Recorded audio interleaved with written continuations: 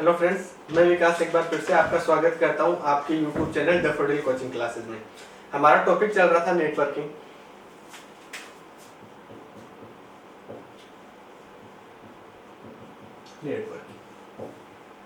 Networking में हम आज जो टॉपिक पढ़ने जा रहे हैं वो है हमारा प्रोटोकॉल। हमारा आज का टॉपिक है प्रोटोकॉल। प्रोटोकॉल क्या होता है? प्रोटोकॉल बोलते हैं नियम को या सेट ऑफ रूल्स। बहुत सारे जो नियम होते हैं उनको मिला के है वो मेरे क्या बनते हैं? प्रोटोकॉल बनते हैं। जैसे एग्जांपल के लिए हम बात करें, हम एयरपोर्ट पे जाते हैं कहीं पे जाने के लिए, तो वहां पे जाने के बाद हमें क्या करना पड़ता है? जो भी हमारी उसका टाइम है, प्लेन का टाइम है, उससे हमें लगभग घंटे, 1.5-2 घंटे पहले जाना पड़ता है। क्यों जाना पड़ता है? क्योंकि वहाँ के जो प्रोटोकॉल है, प्रोटोकॉल मतलब जो नियम है, वो हमें क्या करना पड़ता है? प्रोसीजर फॉलो करना पड़ता है। हमारी टिकट वगैरह चेक होती है, जो लगेज वगैरह होता है उनका वेटेज होता है, उनकी चेकिंग होती है, तो वो सारे काम है वो क्या आते हैं? प्रोटोकॉल में आते हैं। तो वो क्या हो गया? एक सेट ऑफ रूल है, वो मेरे क्या होते हैं? प्रोटोकॉल होते हैं। तो वैसे ही हमारी नेटवर्किंग के अंदर भी कुछ नियम बनाए गए हैं, ठीक है? या फिर इसको ऐसे बोल सकते हैं कि प्रोटोकॉल एक ऐसी विधि है, एक ऐसी विधि है जो एक कंप्यूटर से दूसरे कंप्यूटर में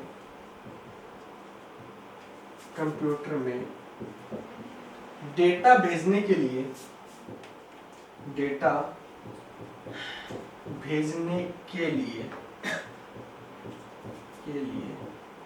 काम में ली जाती है। यानी कि एक ऐसी प्रोसेस है, एक ऐसा मेथड है जो क्या होता है, जब हम कोई भी काम करते हैं तो उसको फॉलो करने के लिए कुछ नियम हमें फॉलो करने पड़ते हैं। उसी तरीके से जब एक कंप्यूटर से दूसरे कंप्यूटर में, ये एक कंप्यूटर है, ये दूसरा कंप्यूटर है, ये ए कंप्यूटर है और ये बी कंप्यूटर है। यहां से मेरे को जब इसे डेटा सेंड करना है सिस्टम ए से सिस्टम बी को, तो यहाँ पे क्या करने पड़ेंगे? कुछ नियम होंगे, ठीक है, कुछ रूल्स होंगे। वो नियम क्या होंगे? मेरे प्रोटोकॉल होंगे। तो ये होता है प्रोटोकॉल। अब बात करते हैं कि प्रोटोकॉल कौन कौन से होते हैं, कितने प्रकार के होते हैं और क्या उनके यूजेज है। तो सबसे पहले हम जो प्रोटोकॉल पढ़ते हैं, हमारा जो नेक्स्ट टॉपिक है वो है प्रोटोकॉल के प्रकार। प्रोटोकॉल के प्रकार में सबसे पहला जो मेरे पास है वो है HTTP, या एक और इसी के साथ आता है HTTPS। फुल फॉर्म क्या होती है? Hyper text transfer protocol. HTTP full form क्या होगी? Hyper text transfer protocol. और HTTPS की क्या होगी? Hyper text transfer protocol secure. अब ये लेटेस्ट वर्जन है, एक तरीके से ये पुराना वर्जन है। इसमें से क्वेश्चन पूछा जाता है कि HTTPS की फुल फॉर्म है। आगे ऑप्शन में दिए जाते हैं हाइपर टेक्स्ट ट्रांसफर प्रोटोकॉल, यहां तक तो सबको पता रहता है। आगे दिया जाता है सर्विस, दे दिया जाता है सिक्योरिटी, सिक्योर, इस तरीके से ऑप्शन दे दिए जाते हैं। तो वहां पे सर्विस नहीं होगा, वहां पे आपका सिक्योर होगा। ये चीज आपको ध्यान में रखनी है। काम क्या आते हैं, इसका उपयोग क्या है? वेब पेज को एक्सेस करना। हमारा कोई कंप्यूटर है, उस पर हम कोई भी साइट ओपन कर रहे हैं, वो साइट कहाँ से ओपन होगी, साइट के सर्वर से आके हमारे सिस्टम पे वो दिखाई देगी। तो मुझे उस साइट को देखने के लिए क्या करना पड़ेगा, एक प्रोटोकॉल को फॉलो करना पड़ेगा। वो कौन सा है मेरा, HTTP या HTTPS। तो वेब पेज को एक्सेस करने के लिए कौन सा प्रोटोकॉल काम में आता है, HTTP काम में आता है। क्वेश्चन भी यही बनेगा कि वेब पेज को एक्सेस करने के लिए कौन सा प्रोटोकॉल काम में लिया जाता है, तो इसका आंसर क्या हो जाएगा, HTTP या HTTPS। इन दोनों में डिफरेंस क्या है, HTTP में और HTTPS में। ये जो साइट है, ये जो प्रोटोकॉल है कौन सा, HTTP, ये ऐसी वेबसाइट में काम में लिया जाता है जहां पे सिक्योरिटी की हमें ज्यादा जरूरत नहीं है। सिक्योरिटी लाइक कोई वेबसाइट ओपन कर रहे हैं, जैसे गूगल मान लीजिए, google.com। गूगल में हमें किसी भी तरीके का कोई पेमेंट वगैरह या फिर कोई भी सुरक्षा की दृष्टि से, हालांकि इसमें सुरक्षा तो होती है, लेकिन एक एग्जांपल से समझिए कि हमें गूगल में एक तरीके से पेमेंट का इसमें भी होता है कि आप YouTube प्राइम लेना चाहते हैं या फिर और कोई गूगल की कोई भी सर्विस है, अगर वो आप खरीदना चाहते हैं तो पेमेंट तो यहाँ पे भी आपको करना पड़ता है। लेकिन एक मान के चलते हैं कि नॉर्मली जो है इसको हम सर्च इंजन के रूप में काम में लेते हैं, यहाँ से हम कुछ भी खरीदते नहीं है, तो यहाँ पे हमें इतनी सिक्योरिटी की जरूरत नहीं होती। दूसरा अगर बात करूं मैं HTTPS की, तो जैसे एक वेबसाइट मान लीजिए flipkart.com, हम कोई भी सामान परचेज करते हैं तो हमें क्या करना पड़ेगा, उसका ऑनलाइन पेमेंट करना पड़ेगा। क्या करने पड़ेगा, ऑनलाइन पेमेंट करने पड़ेंगे। किसके थ्रू कर सकते हैं, credit card, debit card, net banking, किसी के थ्रू भी कर सकते हैं। तो उसमें मुझे क्या होता है, सिक्योरिटी की ज्यादा जरूरत होती है। तो ऐसी वेबसाइट जिनको सिक्योर, ज्यादा सिक्योर रखना अगर हम चाह रहे हैं तो किसको काम में लेंगे, HTTPS को काम में लेते हैं, अदरवाइज किसको काम में लेंगे, HTTP को। क्वेश्चन यहाँ से ये बनेगा कि इनमें से ज्यादा सिक्योर प्रोटोकॉल कौन सा है, ये सिक्योरिटी के पर्पज से कौन सा प्रोटोकॉल काम में लिया जाता है। तो इसमें कौन सा होगा मेरा, HTTPS, hyper text transfer protocol secure. नाम से पता चल रहा है किसके लिए काम में लिया जाता है, सिक्योरिटी के लिए इसको काम में लिया जाता है। तो ये हो गया मेरा HTTP। नेक्स्ट प्रोटोकॉल की बात करते हैं। जो नेक्स्ट मेरा प्रोटोकॉल है वो है SMTP। SMTP की फुल फॉर्म क्या होती है, सिंपल मेल ट्रांसफर प्रोटोकॉल। नाम से ही पता चल रहा है क्या, transfer protocol, mail transfer protocol. क्या उपयोग है इस प्रोटोकॉल का, इसका उपयोग है किसी भी मेल को सेंड करने के लिए, किसको काम में लेंगे, SMTP को काम में लेंगे। मेल भेजने के लिए,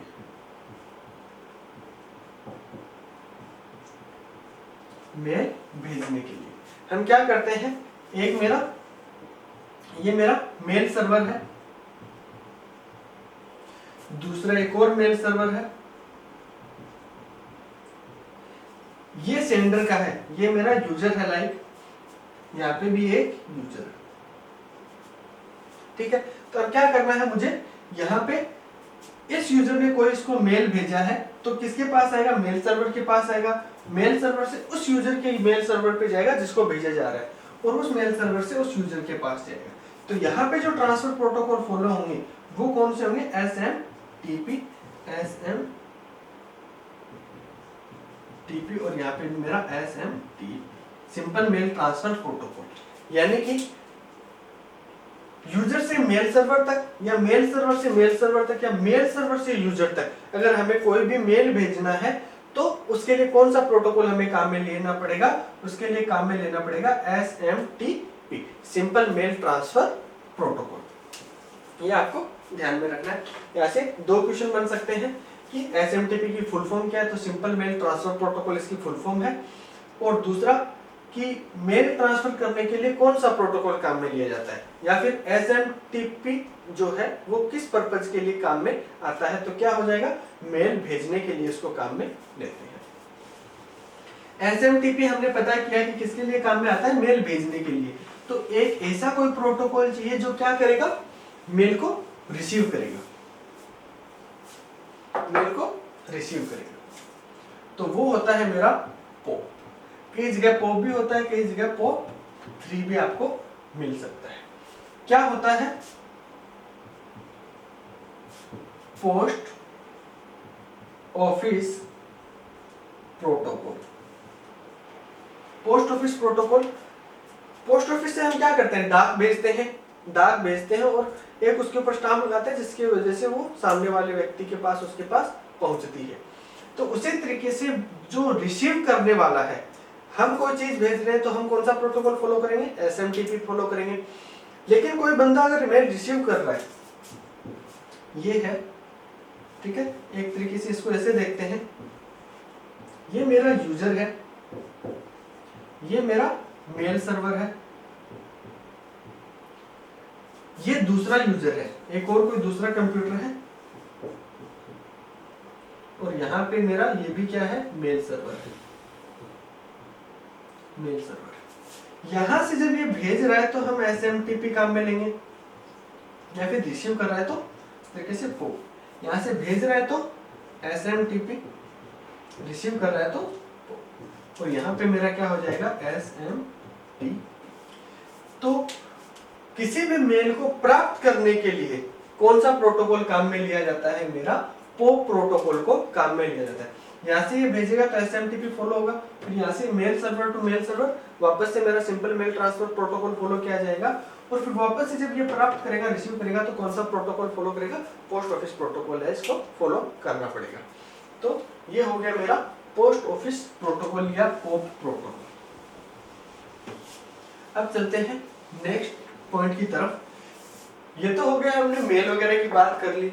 अब हमें कई बार जरूरत पड़ती है कि हमें फाइल वगैरह भी भेजनी पड़ती हैं या डाउनलोड करनी पड़ती हैं, तो उसके लिए भी क्या होता है, एक पर्टिकुलर प्रोटोकॉल होता है जिसका नाम होता है FTP। फुल फॉर्म होती है इसकी फाइल ट्रांसफर प्रोटोकॉल। नाम से पता चल रहा है किस लिए काम में आता है, फाइल ट्रांसफर करने के लिए। तो इसका क्या उपयोग होगा, इसका उपयोग होता है फाइल को अपलोड और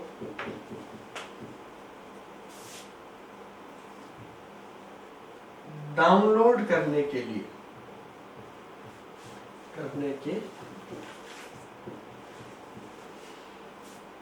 कोई भी हम फाइल भेज रहे हैं तो हमें क्या करना पड़ता है, हम उसको अपलोड करते हैं। चाहे हम अगर व्हाट्सएप से भी किसी को कोई फाइल भेज रहे हैं तो वो क्या आता है, पहले अपलोड होती है, फिर सामने वाले के पास जाती है।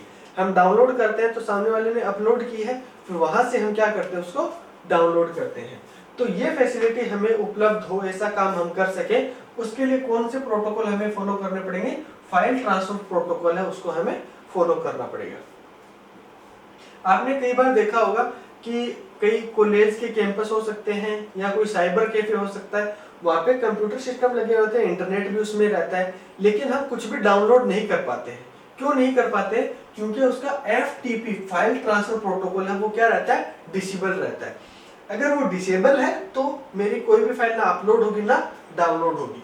दूसरी चीज, अगर मुझे किसी को फाइल भेजनी है तो इसको मुझे क्या करना पड़ेगा, अनेबल ही रखना पड़ेगा। क्या क्वेश्चन आता है, FTP की फुल फॉर्म क्या होती है, दूसरा क्वेश्चन बनेगा वो क्या होता है कि किसी भी फाइल को अपलोड या डाउनलोड करने के लिए कौन सा प्रोटोकॉल काम में लिया जाता है। तो आंसर होगा FTP, या उल्टा बात करें तो FTP जो है मेरा क्या काम में आता है, तो फाइल को अपलोड और डाउनलोड करने के लिए इसको काम में लिया जाता है। तो ये है मेरा FTP फाइल ट्रांसफर प्रोटोकॉल। अब चलते हैं हमारे नेक्स्ट टॉपिक की तरफ। हमारा नेक्स्ट है telnet.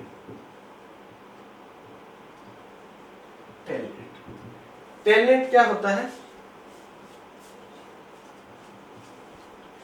Telecommunication protocol. Telecommunication protocol होता क्या है? टेली कम्युनिकेशन प्रोटोकॉल क्या उपयोग आता है इसका? इसका उपयोग है रिमोट लॉगिन के लिए। रिमोट लॉगिन के बात करते हैं रिमोट लॉगिन से क्या मतलब है। ये मेरा एक कंप्यूटर है, ये एक दूसरा कंप्यूटर है बी। मैंने क्या किया, इस कंप्यूटर के थ्रू, किसके कंप्यूटर के थ्रू? एक कंप्यूटर के थ्रू किसको एक्सेस कर रहा हूं मैं? बी को एक्सेस कर रहा हूं। यानी कि मैं काम तो किस पे कर रहा हूं? एक कंप्यूटर पे कर रहा हूं, लेकिन मैं इसकी फाइलें या फिर इसके अंदर जो भी सिस्टम है, कुछ भी काम है, वो इसमें कर रहा हूं। तो वो होता है मेरा रिमोट लॉगिन या रिमोट कंट्रोलिंग। कई सारे ऐसे एप्लीकेशन आते हैं जिसके द्वारा हम क्या कर सकते हैं, एक कंप्यूटर को दूसरे कंप्यूटर से एक्सेस कर सकते हैं। इसमें एक जो काफी फेमस नाम है वो है मेरा टीम व्यूअर।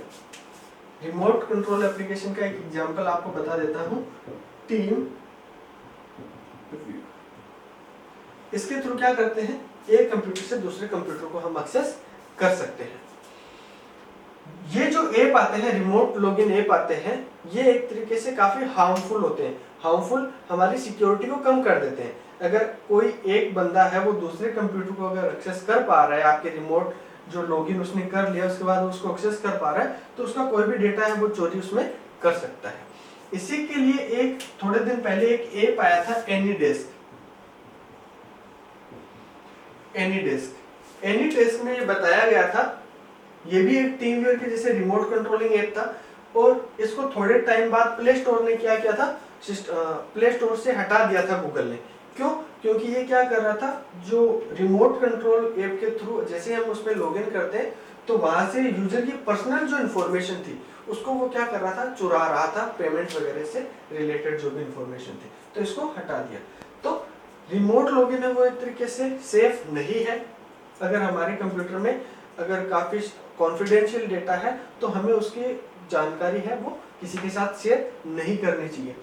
तो यहाँ पे बस हमें ये ध्यान में रखना है सिंपल कि रिमोट लॉगिन के लिए कौन सा प्रोटोकॉल काम में आता है, तो वो होता है मेरा टेली कम्युनिकेशन प्रोटोकॉल। ये एक तरीके से हैकिंग टर्म्स है, इसको अगर हैकिंग के कुछ सिक्योरिटी के क्वेश्चन आएंगे वहां पे हम इसको और अच्छे से डिस्कस करेंगे। तो दो क्वेश्चन बनते हैं, टेलनेट की फुल फॉर्म क्या होगी? एक minute Telnet telecommunication network, sorry मैंने प्रोटोकॉल लिख दिया था, टेली कम्युनिकेशन नेटवर्क। तो ये क्या करता है, रिमोट लॉगिन के लिए सुविधा उपलब्ध करवाता है, या फिर हमें अगर रिमोट लॉगिन करना है तो उसके लिए कौन सा प्रोटोकॉल हमें काम में लेना पड़ेगा, telnet, telecommunication network.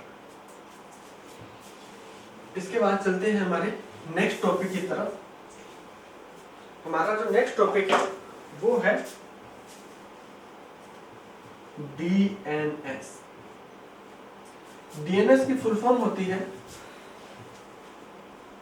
Domain name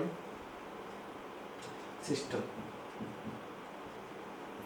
पहले बात करते हैं कि डोमेन होता क्या है। डोमेन किसी भी वेबसाइट का जो एड्रेस है वो मेरा क्या होता है, डोमेन होता है। जैसे www.google.com, तो यहाँ पे जो गूगल है ये मेरा क्या है, डोमेन है, और जो .com है वो है सब डोमेन। google.com क्या है, मेरा डोमेन नेम है, और .com है वो मेरा क्या है, सब डोमेन है। जो डोमेन नेम है ये पर्टिकुलर किसी भी साइट का नाम या उसका आइडेंटिफिकेशन होता है कि अब हमें पता है कि हमने क्या लिखा, www.google.com, तो कौन सी वेबसाइट है, ये google.com है। www.flipkart.com, amazon.com, तो ये क्या है, उनके वेबसाइट के एक तरीके से नाम हो गए। आगे जो .com जगह सब डोमेन है, ये उसका ये बताता है कि किस पर्पज के लिए उस साइट को काम में लिया जा रहा है। .com तो वो कौन सी साइट होती है, मेरी कॉमर्शियल साइट होती है। किसी भी साइट के लास्ट में अगर govt.in लगा रहता है तो वो एक तरीके से मेरी गवर्नमेंट साइट हो गई। तो ये चीजें हमें ध्यान रखनी है। तो ये क्या होते हैं, सब डोमेन होते हैं। लाइक .edu होता है, .in भी होता है, .com भी हो सकता है, .co, .in भी हो सकता है। तो ये चीजें हमें ध्यान रखनी है।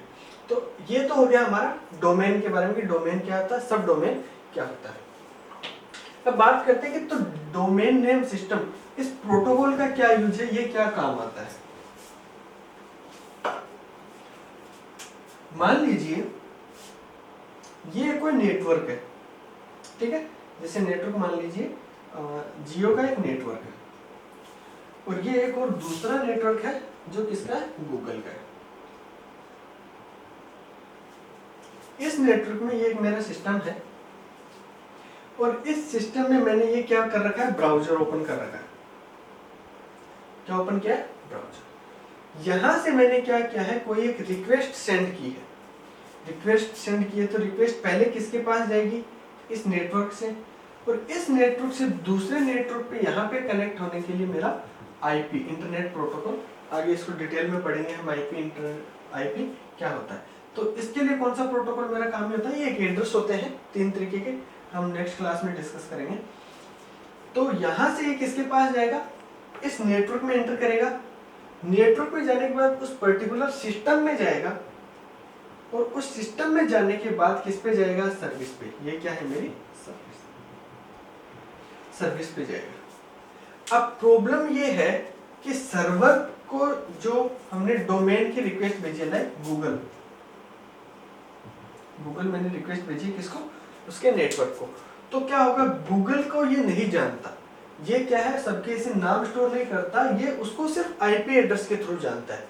तो क्या होगा, यहां से ये जाएगा डोमेन नेम सिस्टम के पास। डोमेन नेम सिस्टम क्या करेगा, उस जो मेरी साइट है उसको कन्वर्ट कर देगा किसमें, आईपी में।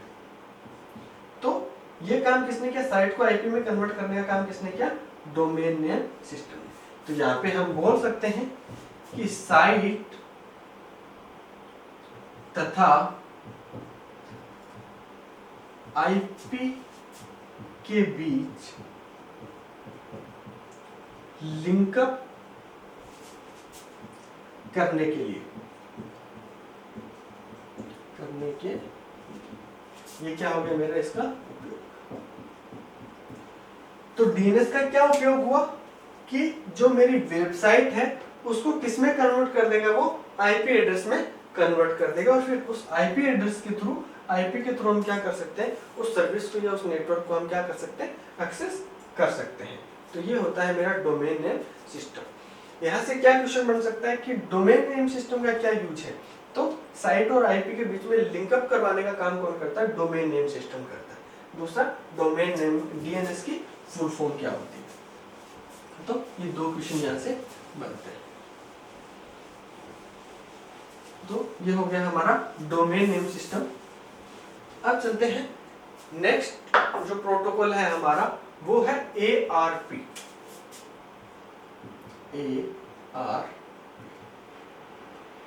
ARP की फुल फॉर्म होती है मेरी address resolution protocol. Address resolution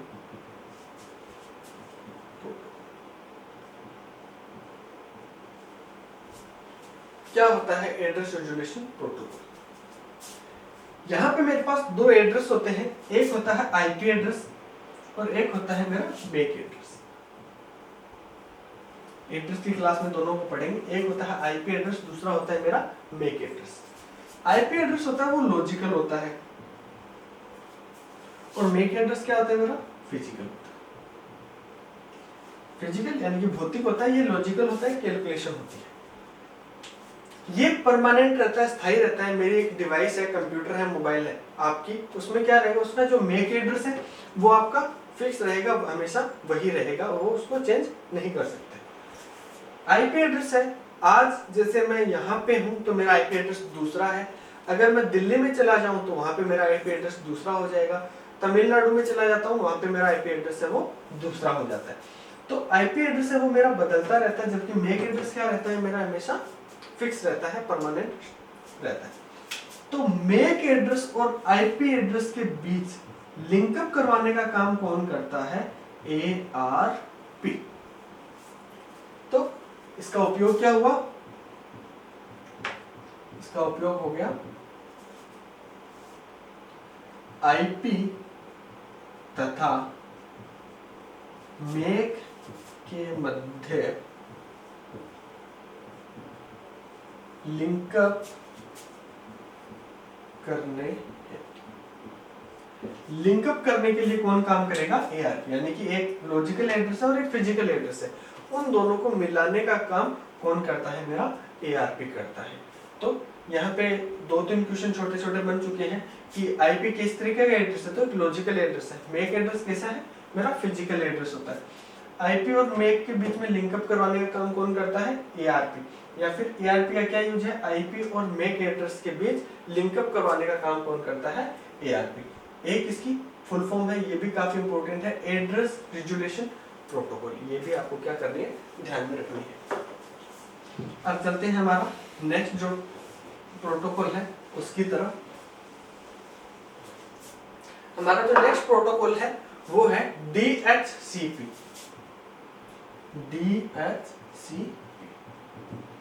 DHCP की फुल फॉर्म होती है डायनेमिक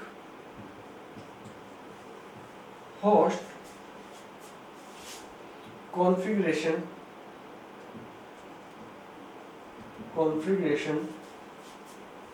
प्रोटोकॉल। अब हमने आईपी की हम बात कर रहे हैं, आईपी ये काम में आती है, वो काम में आती है, आईपी एक लॉजिकल एड्रेस है। तो ऐसा कोई सिस्टम जो आईपी को अलॉट करता हो, आईपी को अलॉट करने के लिए जो प्रोटोकॉल काम में लिया जाता है वो है मेरा DHCP। तो इसका उपयोग क्या हो गया मेरा, इसका उपयोग क्या हुआ, आईपी अलॉट करना। किसी भी सिस्टम को, किसी भी साइट को, सर्वर को हम जो आईपी अलॉट, उसको जो आईपी होती है उसकी, जैसे आईपी एक एग्जांपल के जैसे ये, जैसे किसी कंप्यूटर की कोई आईपी है, कोई नेटवर्क की, तो ये जो आईपी है ये अलॉट करने का काम है वो कौन सा करेगा, मेरा DHCP प्रोटोकॉल है, डायनामिक होस्ट कॉन्फ़िगरेशन प्रोटोकॉल। ये क्या करता है, किसी भी साइट सर्वर को आईपी अलॉट करने का ये काम आता है। तो यहाँ से 2 क्वेश्चन बनेंगे, आईपी अलॉट कौन करता है, DHCP करता है, और एक इसकी फुल फॉर्म क्या होगी, डायनामिक होस्ट कॉन्फ़िगरेशन प्रोटोकॉल। इसके बाद नेक्स्ट जो हमारा है वो है ICMP।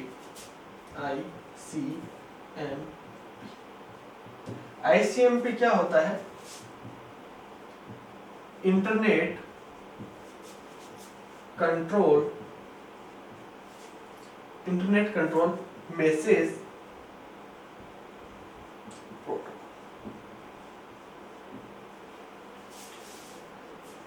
क्या फुल फॉर्म होती है ICMP की, internet control message protocol. Simple सा नाम से पता चलता है क्या करता है, कंट्रोल मैसेज को कंट्रोल करने का काम करता है कौन, ICMP। इसका उपयोग क्या होगा,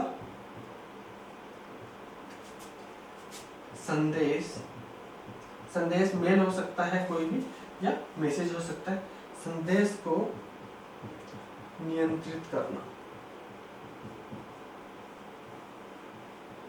नियंत्रित किस तरीके से करना, कि किस यूजर के पास जा रहा है, कहीं पे वो मैसेज कोई दूसरे आईपी पे नहीं चला जाए, कोई उसको बीच में उसमें से कुछ चुरा ना ले, कोई इन्फॉर्मेशन नहीं, करप्ट नहीं हो, वो डिस्ट्रॉय नहीं हो। तो उसके लिए हमें एक प्रोटोकॉल फॉलो करना पड़ता है कि हम किसी को कोई भी चीज़ भेज रहे हैं तो उसके लिए कुछ ना कुछ नियम होंगे। तो वो चीज़ें फॉलो करने के लिए किसको काम में लेते हैं, ICMP, internet control message protocol को काम में लिया जाता है। तो आज हमने प्रोटोकॉल पढ़े हैं, प्रोटोकॉल के प्रकार पढ़े हैं। आशा करता हूँ आपको आज का वीडियो अच्छा लगा। अच्छा लगे तो लाइक कीजिए, शेयर कीजिए, कमेंट कीजिए और चैनल को सब्सक्राइब कीजिए। धन्यवाद।